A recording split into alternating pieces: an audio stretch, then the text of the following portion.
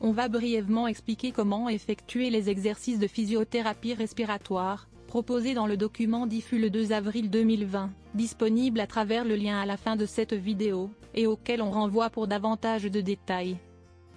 Il faut commencer avec les avant-propos suivants. Les exercices sont destinés aux patients positifs, isolés à domicile et asymptomatiques ou peu symptomatiques, comme par exemple une petite fièvre, toux ou symptômes de refroidissement.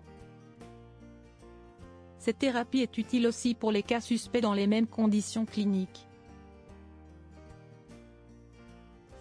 Il n'y a pas encore d'évidence qui supporte le protocole, se basant sur les éléments de physiopathologie de la maladie comme décrits par les amis collègues. Cette physiothérapie ne prévient pas la contagion, mais a le but de ralentir et possiblement arrêter la progression de la maladie.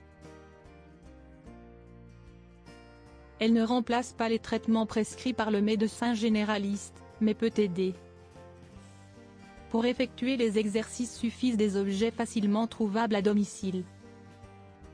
Une paille à boisson ou autre tube de dimension comparable, nécessaire pour la seule phase inspiratoire, à laquelle on ajoutera une bouteille à demi-litre ou autre récipient avec bord jusqu'à 20 cm pour effectuer la phase expiratoire.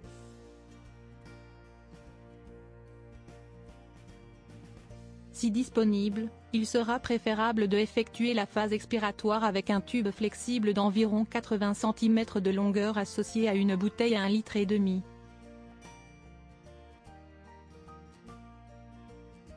Sur les deux bouteilles il faudra marquer des encoches avec un feutre, à 2 cm sur toute la longueur de la grande bouteille et à 1 cm sur la petite bouteille. Celles-ci, il faut les remplir avec de l'eau jusqu'à l'encoche à la mi-bouteille. Ensuite on pourra régler la difficulté des exercices, en augmentant ou en diminuant la quantité d'eau avec l'aide des encoches. On commence avec la phase expiratoire. On insère le tube dans la grande bouteille contenant le niveau adéquat d'eau jusqu'à arriver au fond. Dans la phase expiratoire, on effectue inspiration libre avec nez ou bouche ouverte, on retient le souffle pour 3 secondes, et on effectue expiration régulière à travers le tube. Il faut générer un flux régulier de bulles d'air dans l'eau contre résistance mais sans se fatiguer. Dans ce cas on peut réduire la quantité d'eau dans la bouteille pour les cycles suivants. Il faut répéter l'exercice 10 fois pour chaque cycle. La même procédure peut être effectuée en alternative en remplaçant le tube et la grande bouteille avec la paille et la petite bouteille. Voyons maintenant la phase inspiratoire pour laquelle il faut seulement la paille. Cette phase prévoit inspiration à nez fermé à travers la paille en essayant de maintenir un flux régulier et introduisant le maximum d'air possible.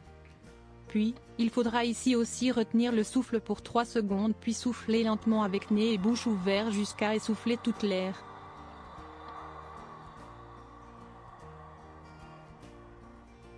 On peut maintenant se reposer un peu en effectuant quelques actes respiratoires normaux, avant d'entamer une nouvelle inspiration avec la paille.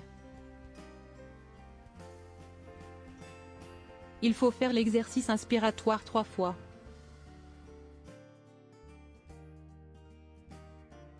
Afin d'améliorer la ventilation de toutes les zones pulmonaires, il faudrait effectuer le traitement en changeant sa posture chaque 2 cycles thérapeutiques, expiratoire et inspiratoire. On peut utiliser la même alternance de posture même si on effectue le traitement expiratoire avec la paille et la petite bouteille.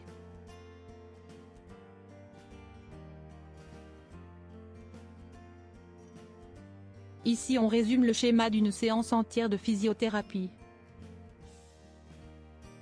Chaque cycle comprend 10 exercices expiratoires et 3 inspiratoires.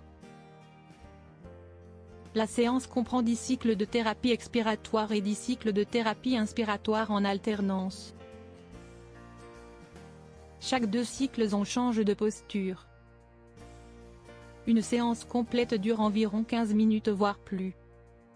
Voyons maintenant combien de séances effectuées par jour.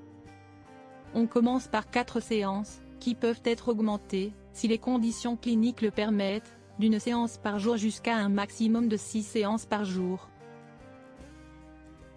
Si on se rend compte que c'est trop fatigant, on peut réduire jusqu'à un minimum de 3 séances. Ici on voit des exemples de schémas journaliers.